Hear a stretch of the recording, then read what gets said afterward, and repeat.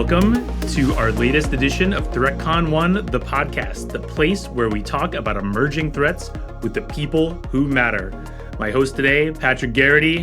What's happening, Patrick? What's up, man? And our guest today, we are privileged to have the CISO of Ovo Energy based in the United Kingdom, Simon Goldsmith. Simon, welcome to the ThreatCon 1 podcast today. Hey, Tom. Hey, Patrick. Thanks for having me. Awesome. Of course. Well, one thing that's cool is you're about as high as it gets in the security world in terms of title.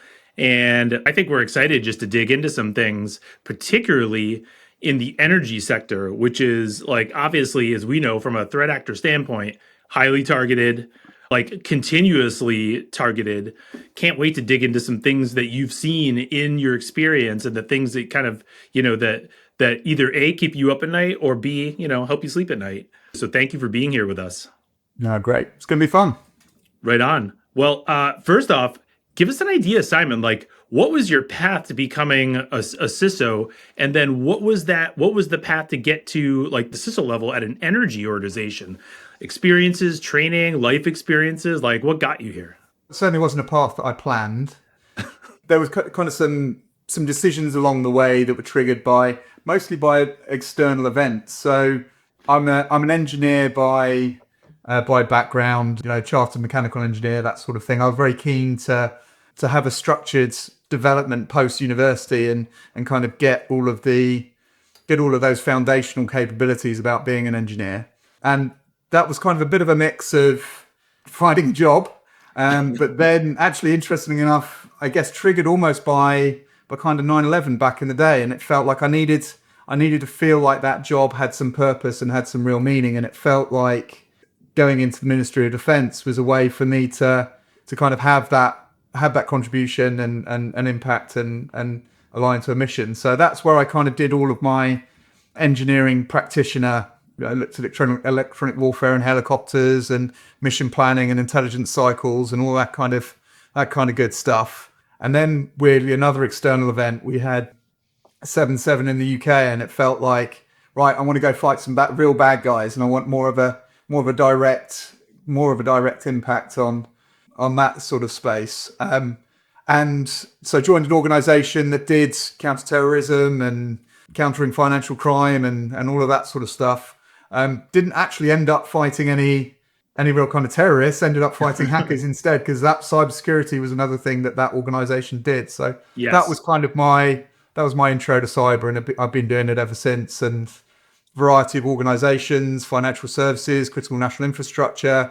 Brief kind of trip into retail, and worked for one of the global sportswear companies. And that was fun because, retail moves fast and they can adopt the latest technologies. They don't have regulators telling them how to do technology and how to do security. But on the downside, you kind of don't necessarily have that sense of mission that you get in kind of critical national infrastructure. And that was kind of my return. And I've been at Ovo Energy for the last 4.5 years. Wow, that's probably the most exciting entrance to a security job and a CISO job I've ever heard. Seriously. I mean, that's pretty cool. Coming from serving the country, translating skills and then ending up in security. Yeah, the other way to kind of, I've heard it summarized is started out kind of chasing terrorists, then kind of did a bit of chasing fraudsters, and now I'm in cyber because they're all operating in that space. So kind of doing the mix of it all.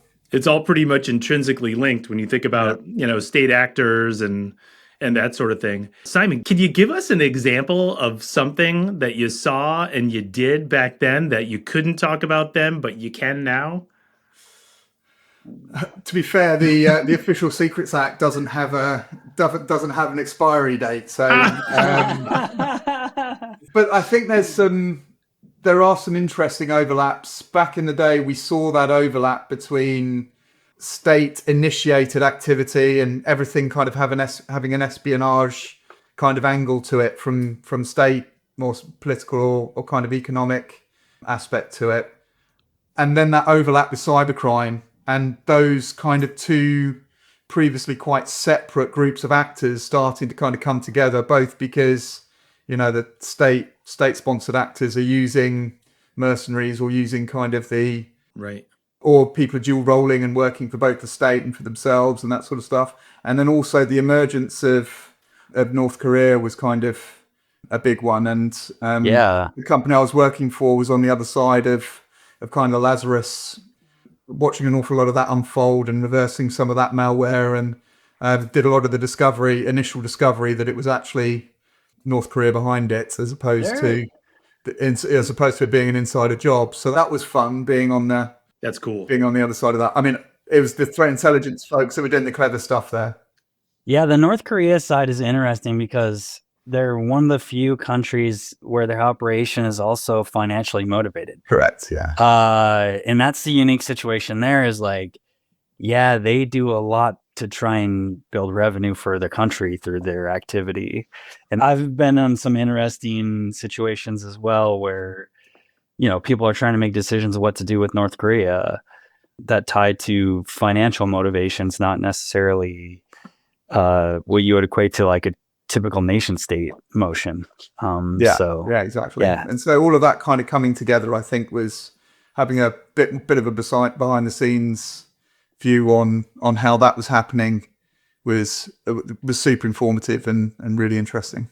And it's interesting too to see what the motivations are for the different groups, right? Like, and the different levels of like nation state actors between, like Patrick was saying, North Korea might be like totally financially motivated, right? To build up, the economy, where there's obviously other countries that are like much more interested in looking at like UK and US companies and going, okay, like that IP is what we need. Or, not only is that IP what we need, but we can go and build whatever that is much faster based on what they have for infrastructure in many of those nation states.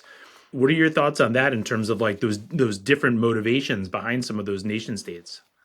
I think it's it's kind of be well written about, and it kind of is all pretty obvious if you just look at geopolitical ambitions and aims and that sort of thing. Why wouldn't countries use all the tools at their disposal to achieve those kind of geopolitical aims? And so I think it's almost like it's almost quite obvious when you think about it that they push the boundaries of what the technology is capable of, and countries will also push the boundaries of what kind of legal norms and acceptable ways of operating are. And I don't think I wouldn't necessarily put any one country as being any different in that regard. It's certain countries have more capabilities than others, but I think we're all human beings at the end of the day with kind of motivations and something we say a lot. Even criminal hackers have bosses, so that's right. It's all quite logical when you think about it from a human organizational and objective point of view. Hey, on that note, like I bring this up sometimes, but like reading the Black Box, the chat logs was kind of eye opening because really you get that human element of people like questioning if ethically they're doing the wrong thing, especially when they hit like hospitals and stuff. But yeah, at the end of the day, like on the other side, there's people. Yeah. And I think that's something that gets overlooked a lot. That they're criminals.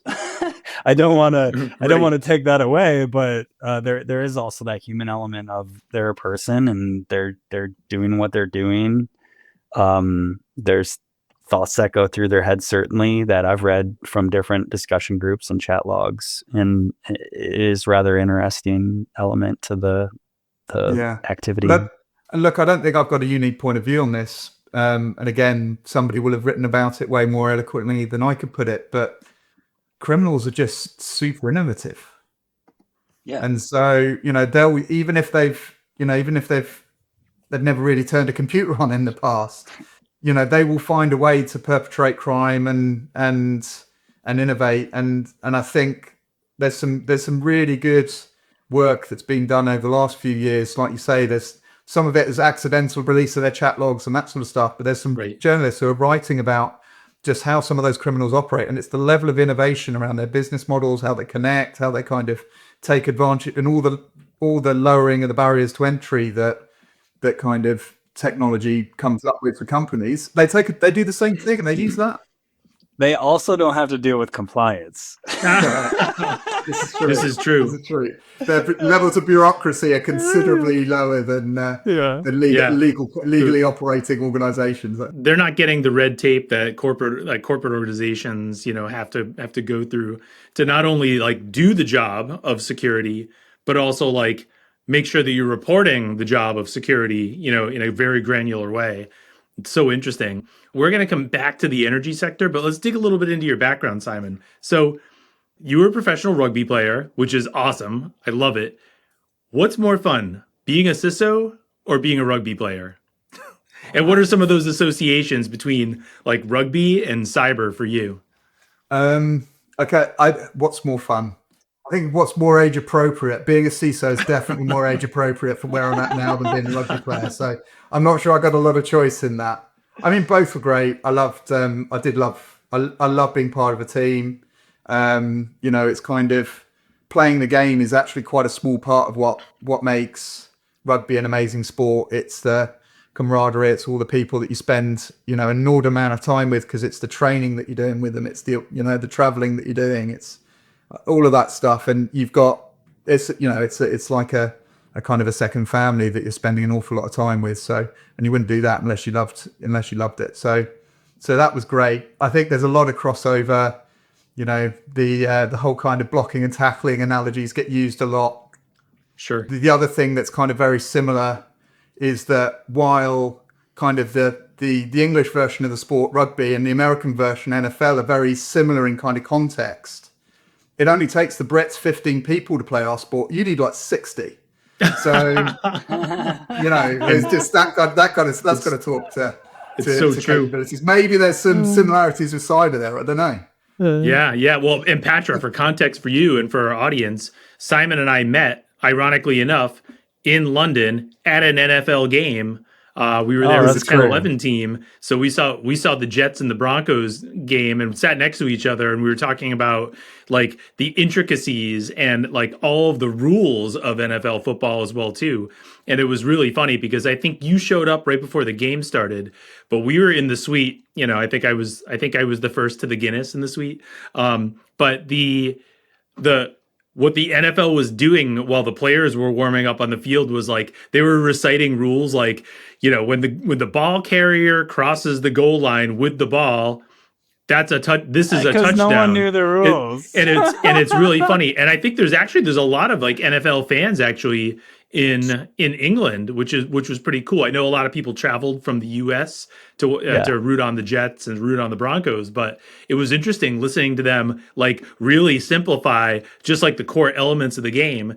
And then, like Dave asked me a few questions throughout the game as well too, like why would they be doing this now? And then you like just like NFL football, like Patrick's a big Detroit Lions fan. I'm a big New England Patriots fan. Like it's just ingrained in our culture, very much the way that rugby and soccer are. You wouldn't even question why they would do something. Right. Yeah. But then you realize how many little rules and things there are that you also have to think about in a strategic way. Like compliance. Right. Like what's the PSI that you pump the football up to, right? And like why all of a sudden are all the NFL kickers all of a sudden hitting 60 and 65-yard field goals with ease just this season? Like what's going on? So there's like so many different things that are happening. It makes it interesting. There's a long history of the NFL in the UK. There's a pretty solid fan base here. I'm definitely one of them.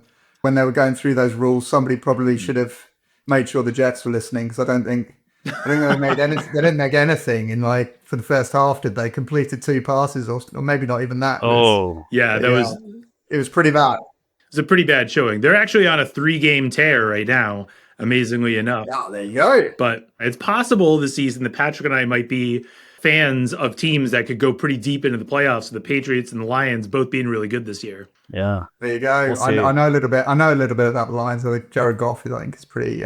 Pretty epic, right? They're just fun to watch. I mean, yeah. And also being from Detroit and having a losing team for like, your whole life, it's cool to see them winning finally. Yeah, I can imagine. Yeah, I got to go to both the Monday night football games, so it's been good. That's right. You went to the Lions-Ravens, right? Yeah, the Baltimore game and then the Detroit game. I had a good time and they won. The Ravens game was a lot more fun, to be honest. Like outdoor stadium, very close. Yeah, it Yeah. was something else. Well, what was interesting was like I haven't been to an NFL game in probably, I don't know, it's been a while since I've been to at least even a Patriots game. And I didn't know when I was in London. I didn't know until like the day before that I was going to see an NFL game in London at Tottenham Hotspur Stadium. Like that state, like it was such a different experience in a soccer stadium than an actual like NFL stadium. I thought that was really cool. Yeah, it's a good stadium, that, isn't it? It's so different. Well, so you've spent some time now, about 4.5 years now at Ovo Energy. When you think about the energy sector and the types of things that you have to face on a daily basis and then like on an ongoing continuous basis, is there like a nuance between what you have to contend with, not just from a regulatory standpoint, but like an emerging threat standpoint in energy versus financial services? There's differences even within the energy sector. So we're a retail energy supplier, which means that we focus on engagement with customers and building great customer experiences, as well as kind of delivering them kind of simpler, cheaper, greener kind of energy. We don't do any of the kind of the back end generation distribution work. That's other parts of the energy supply chain do that. So because we're such an online heavy online presence, actually any online services business, we've got a lot more in commonality in common with them than many other energy businesses that might be B2B, or they might be kind of part of that supply chain picture. So I think that's kind of the first point, is that we're not an awful lot different to a lot of the online retailers and your standard online retailers. You know, a lot of threats that come through email and come through just having a large and quite difficult to defend online presence. There is that element though of critical national infrastructure. You know, particularly the retailers, we're responsible for the smart metering and that sort of stuff. So there is an element of making sure that parts of our estate are, much more, I don't want to say traditionally defended, but Sure. are kind of well audited and well secured and well governed and very, very tightly controlled. Whereas we can be more progressive, I could say, with our security approaches for the rest, which is very cloud native. So the rest of the estate is, we're entirely in the cloud. We've got, all of our applications are developed natively there. So our security approach there is much more akin to a retail sector than it is potentially a lot of the other energy sector. But like you say, the threat landscape is potentially a little bit different. But again, so much we got, there's a lot of transactions, a lot of financial transactions that flow through our business, because obviously we're supplying people with electricity and gas and other kind of home services. So criminals are going to go after money. So we face those kind of threats. But equally, because we're an energy company, we'll also have the attention of nation state, and we need to design for them as well. Which makes me think, since you're more of a like a distributor than an actual like core energy supplier, my assumption is Patrick and I could probably make the conclusion that the supply chain is probably something that you have like a real focus on from a third party supply chain standpoint. Just knowing that if you're distributing energy solutions and trying to deliver affordable energy to UK citizens, where do you see the supply chain kind of factoring in? And I have another question that kind of jumps to my mind too when you talk about smart metering, but where do you see like supply chain security? Is that like forefront for you guys? I think yes, but it's true of any sector. And if you see the attacks against the UK retail sector this year, there's an awful lot of supply chain compromise and dependency on IT outsourcing. So even if you're not outsourcing physical asset management and that sort of stuff, just kind of the IT outsourcing piece and making sure you're doing a good job of setting security requirements for your third parties and making sure that they're properly captured in contracts, and there's the right incentives everywhere. There's not a tremendous amount of difference in actually what you end up doing and where you put your priorities. I learned a really valuable lesson, I think, when I worked for the big sports company, and that very focused on supply chain from a quality perspective. Right.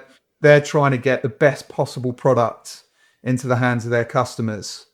And we were starting to look at, or we'd been looking for a while, but we were kind of increasing our attention on the warehouses and the logistics and all of that sort of stuff. And the guy who used to head up the supply chain just gave me some great advice of, if you're working with a third party, you got to align on incentives. You can't just kind of like start laying down the law and say you will do this and you will do that. You've got to give them reasons to do it, and you've got to give them shared reasons to do it. So spending time really thinking through how do we incentivize our supply chain to be secure, and not just expect, not just put it in contracts and expect to be adhered to, was kind of a really key lesson. And that also kind of goes back to, like I say, I was early career in mechanical engineering and manufacturing systems and that sort of stuff. So it's all kind of part of the Toyota production system. That Right. The way they get quality is by really incentivizing their supply chain to deliver that quality. I see the same thing for security. Interesting. So you said that one of the things that you look at are smart metering, because if I think about a smart meter, I think about it from my standpoint as a connected device, right? So like you're connected on the wire, and there's a lot of different elements and different components, like, basically that are compiled together to build those products from a third party standpoint. How do you see that world? Because one of the things that I came from finite state before joining VulnCheck 2.5 years ago now, and one of the things that we were really focused on was like securing connected devices and making sure that like both suppliers on the OT side, but also vendors had a way to be able to like dig deep into like the components and the subcomponents and the binaries and understand that open source compiled build of those devices. Is that something that is like, sort of like a regular daily kind of thing that you guys are contending with? Or maybe give us a little idea of like what that looks like for you. So there is an outstanding blog post on the National Cybersecurity Centre's website where, I can't remember if his job title was technical director or CTO, but a chap called Dr. Ian Levy, he wrote about how the UK designed smart metering security, and essentially they looked at it from a supply chain perspective in terms of the parties involved in both kind of producing and operating smart meters. And there's essentially kind of a triumvirate between the suppliers, us, the manufacturers of the smart meters, and what's called the DCC, which is the organization responsible for kind of connecting them all together. And the security model that they built was very much a kind of a risk-based one, but assigning the right responsibilities to the right parties, and then having an auditing regime that made sure that each of those parties were playing their part, and it hardened essentially the whole system rather than just looking at hardening the smart meter.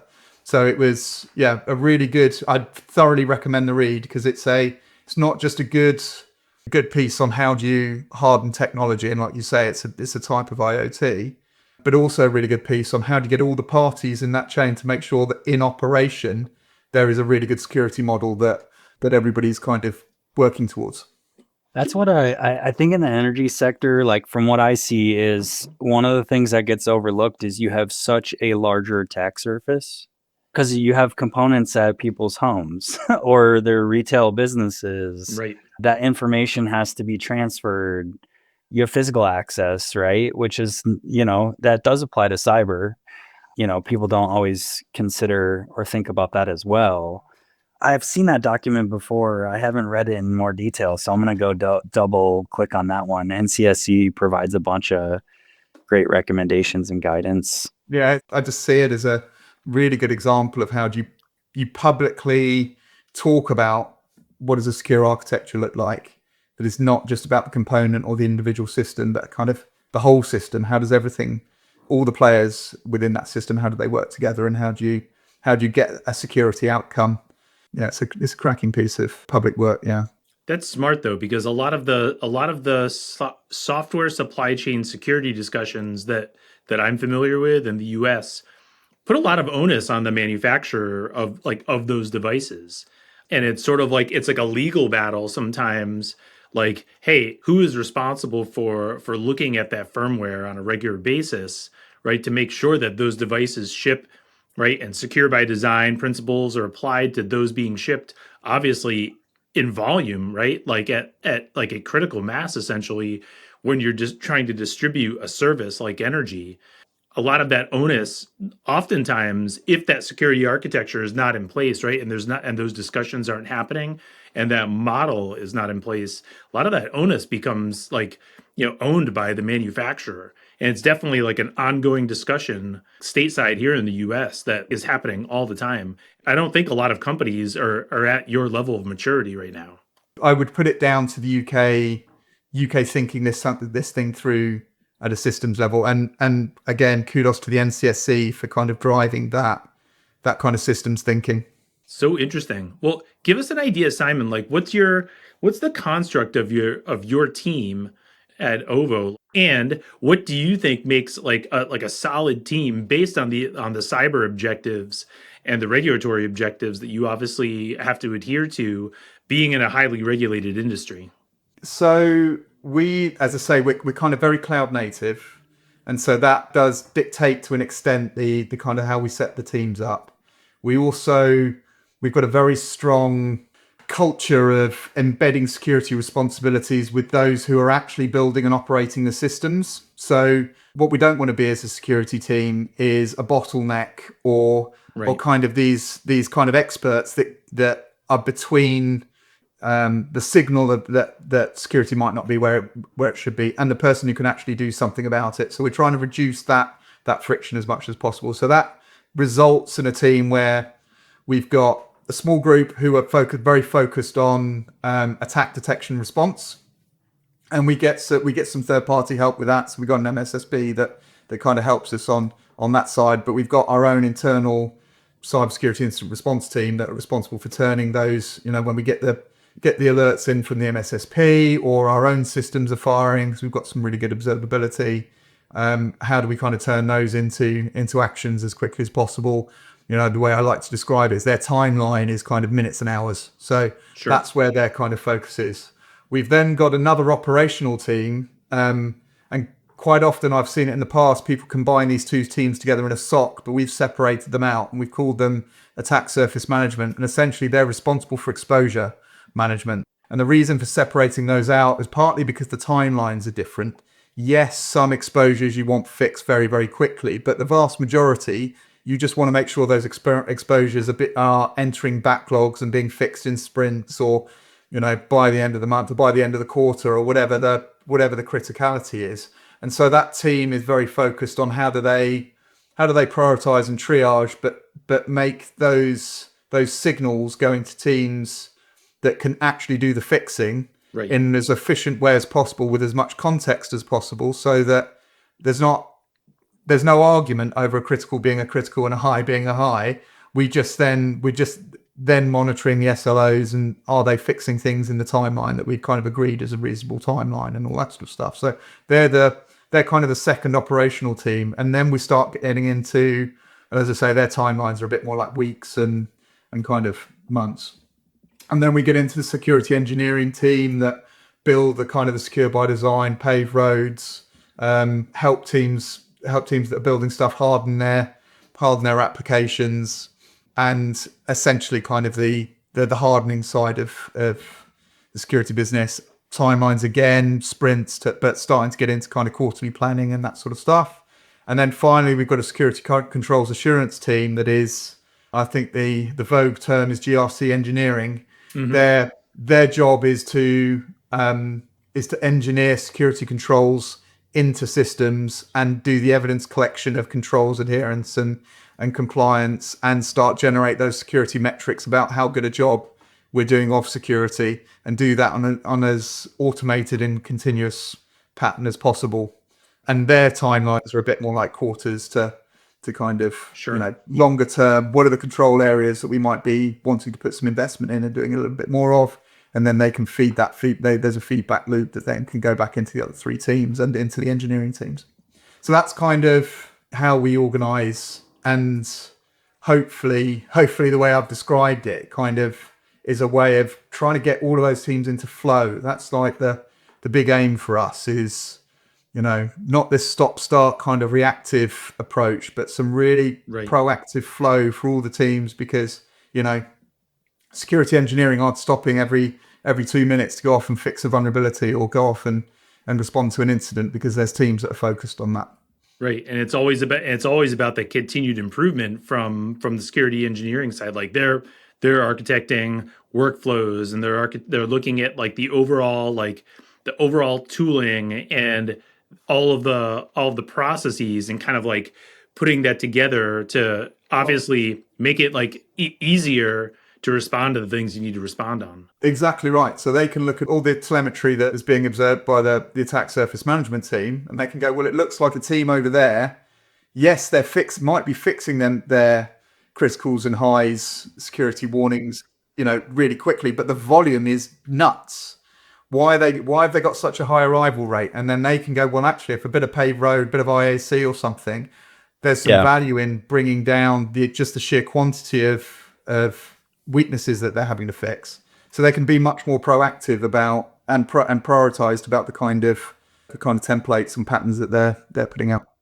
This area, like what you're doing, I would equate to like that team doing root cause analysis, right? And I think that's one of the biggest things overall in like, vulnerability management or threat intel and whatever else, is a lot of people are incredibly reactive and they never separate out those functions. So if you're always in a reactive state, you never take the time to actually do the root cause analysis to learn like, oh, wow, if I just put some boundaries around not shipping code that looks like this, suddenly we don't have to squash as many bugs. Or if we incorporate, updates in a more frequent, stream or broader, now there's less vulnerabilities that we have to go knock out or patch. So yeah, it's great to hear, you're finding success in separating those things out. It's fascinating, really.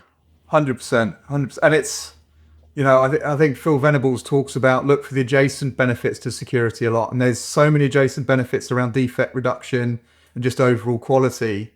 If you kind of use security as your way of amplifying a problem and saying, this engineering team is very stuck in reactive mode and is spending its whole time fixing bugs. Actually, we think a bit of platform engineering and embedding stuff in some pre-built stuff for them. They can focus on the customer experience, and they can focus on kind of the stuff that they're great at, and they don't have to spend as much time trying to get the infrastructure right. And the central team can take care of that for them. It's all those kind of justifications where you get efficiencies and security and kind of quality improvements.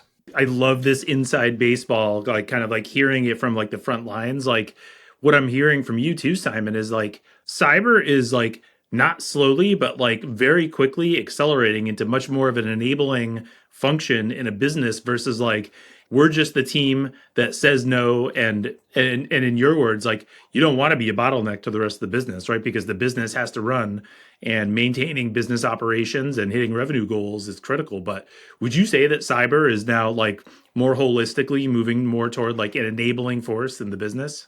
I think we're on the path for sure. Mm-hmm. The analogy I use quite a lot is a bit like factory work in the 20th century. You started out with a quality guy had quality in his job title. He was quality controller at the end of the production line, and every widget that went past, he decided whether it was a pass or a fail, and you'd get like a 30% failure rate. Really expensive way to do quality. And so quite a lot of organizations worked out that if you start doing those quality checks earlier in the production line, you get more, and it's cheaper, and you get fewer defects at the end, and it becomes more efficient. That's the original shift left. Interesting. But still, the people doing the checks were the people with quality in their job title.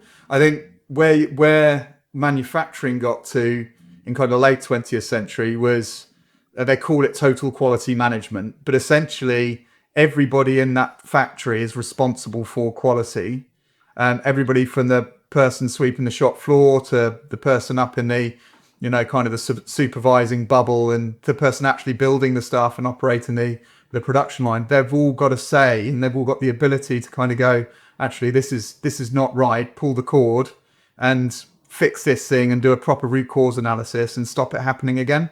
And I think we're on that journey of, you don't need to have security in your job title to be doing security and making things better. So interesting. Well, we talked a little bit about some of the emerging threats and some of those emerging like nation state types of threats and some of the actors that are out there. But like if you had to look at this, if you had to take a look 5 years out right now, is there like a big problem that you're thinking about today that might not exist in its current state today that you're looking into the future? Like I see AI as like this big force moving into not only just like the world of technology, but the world of cyber, or is it quantum? Is there something that's out there 5 years from now where you're like, I know this is going to be an issue, and based on the collective experience and seeing how the cyber function has grown in so many different ways, is there something that you're looking outward and going, okay, that's going to be a problem later? I often wish I was that kind of security person in kind of like 5 years out, this is definitely going to be the biggest problem. Unfortunately, I'm being completely honest, I'm just a bit more tactical than that. Mm-hmm. And I think it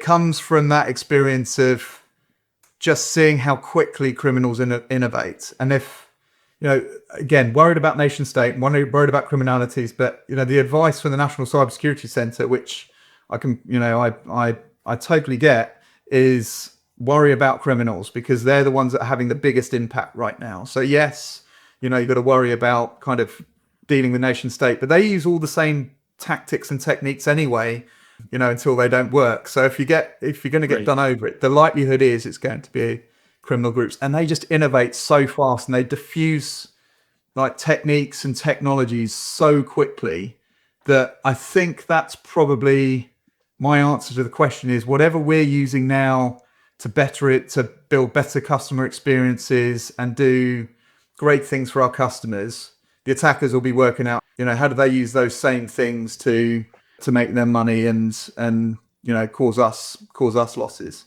So that's where my head immediately goes with a question like that. Now, I was thinking the other day about the evolution of EDR and how that changed from kind of AV and firewalls and all that kind of stuff, and kind of EDR became the solution, but it was really the pace of it. Quite a lot of it is driven by kind of criminality and particularly ransomware. Sure. And so I can't help thinking that an attack surface like identity, we're going to see something similar happen in that space because we're seeing so many attacks that they don't go anywhere near the network and the endpoint. Right. Quite a lot of them just live entirely within SaaS and within kind of the identity space. They're going to work out how to do that, at scale and make a lot of money. That's going to happen, and it's probably already happening if we're honest. So sure. Yeah, that's one area where it's kind of we're going to look back. I think we're going to look back on this kind of period as the time that identity really became the attack surface as opposed to network and endpoint, and everyone assuming that you can kind of use network as your single control point, and we're having to get our act together in that space.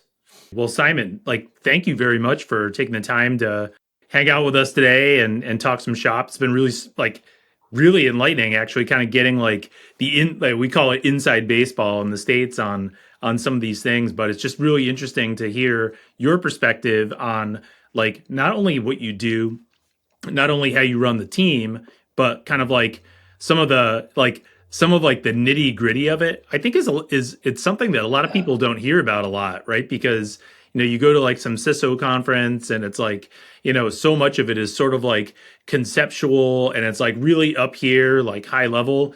I mean, I can't thank you enough for giving the audience also hey, this is a way to do it, right? That's specific to what your business objectives are in your role, but for the company as well too. It's super awesome. Yeah, you're certainly focused on the right things and approach wise as well. I think that's great. Yeah, it's good to hear. It's really great talking to you guys. I didn't mention that the Lions were actually the first team that I saw play at Wembley in the international series. So technically, they're my team. Wasn't that technically when they're really bad? No, I Yeah. don't. Oh, yeah, they were awful. Like really, really bad. But I think the rule is the first team, and they were the home team as well. So I think the rule is the first home team you see live has to be your team. So All right. go Lions. Go Lions. Go Lions. That's awesome. Well, yeah, I mean, like maybe there's a Lions Patriots Super Bowl in the future in the season. We'll see.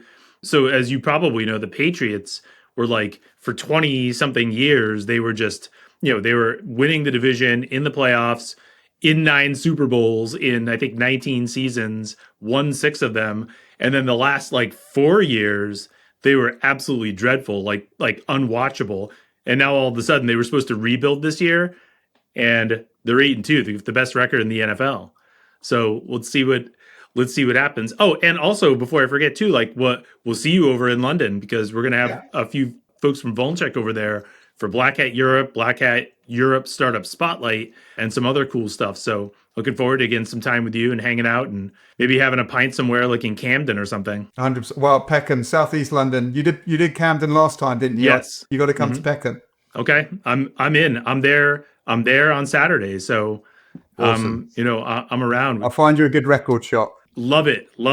Oh, final question: Oasis fan or not an Oasis fan? Not an Oasis fan. I was Blur through and through. Really? Okay. Yeah.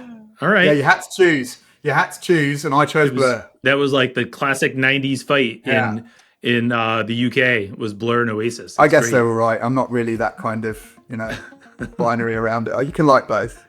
That's awesome. Well, Simon, thank you very much, and thanks also to our listeners, the ThreatCon 1 podcast. Stay tuned for our next session. We'll have a couple more episodes coming out very soon, so thank you very much. Great stuff.